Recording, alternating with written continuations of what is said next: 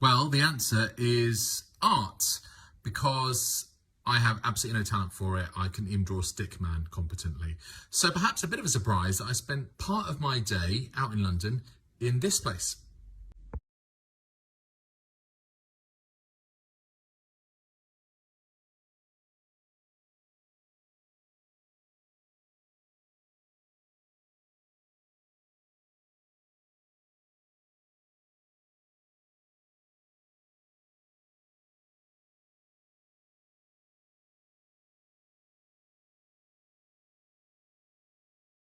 Okay, so let's start off with Manchester City.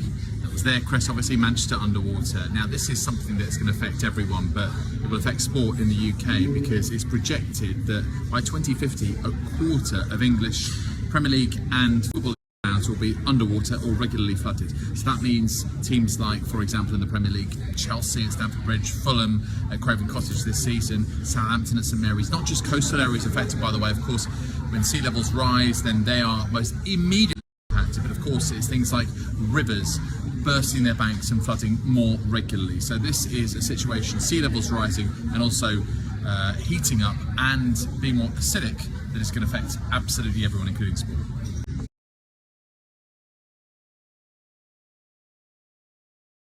But of course, Brentford are the bees, aren't they? And not just Brentford, Barnet too, but that's the Brentford crest. 13 species of bees lost in the UK since 1990. That's staggering. And also, I mean, bees are so important to us.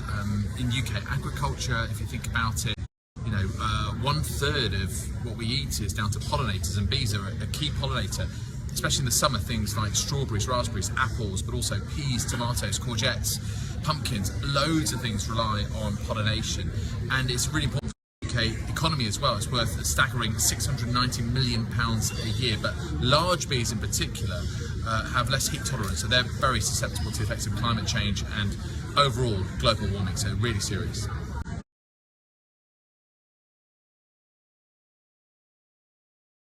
Well, Hull City are the tigers, and tigers are affected by climate change in many different ways. First of all, mentioned sea levels rising earlier on. Well, on that score, certain breeds of tiger are affected because that makes salt water migrate into fresh water, which then pollutes that source for them. There's obviously deforestation where they live, where they roam, completely destroyed and cleared for things like palm oil plantations, which are not very sustainable at all. And it also makes them more vulnerable to illegal wildlife trafficking. And tigers all over the globe, everywhere from Sumatra to Siberia, so there are lots of this precious animal which are really under threat.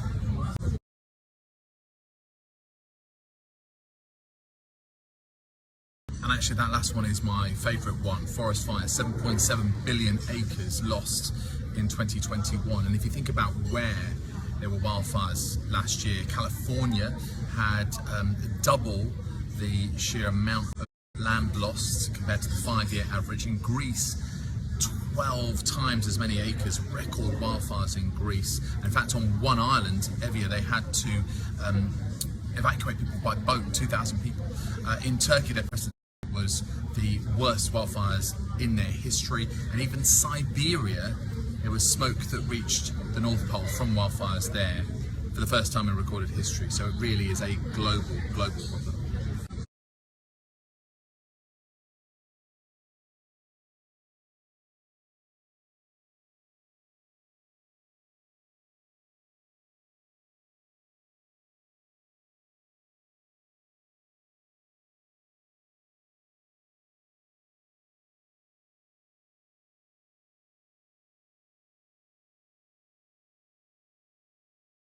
Yeah, so massive thanks to Kyle for the invite. It's been just really nice wandering around and seeing all the artwork. As I say, not really my scene originally, but I've always got an open mind with these things, and especially where you can get that crossover between sport, climate, and into the world of art.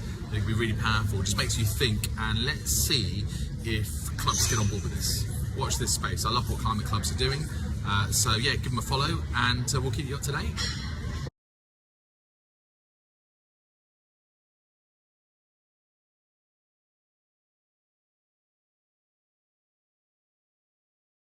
Yeah, so massive thanks to Kyle for the invite. It's been just really nice wandering around and seeing all the artwork. as I say, not really my scene originally, but I've always got an open mind with these things, and especially where you can get that crossover between sport, climate.